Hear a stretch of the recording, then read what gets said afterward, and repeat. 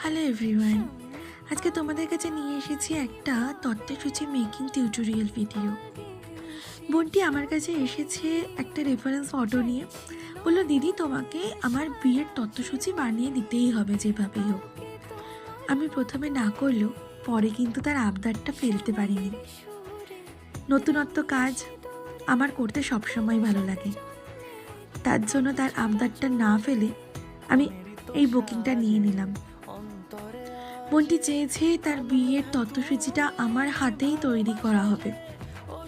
সেই আমদারকে আমি আর ফেলতে পারি, তাই শেষ পর্যন্ত তৈরি করে ফেললাম।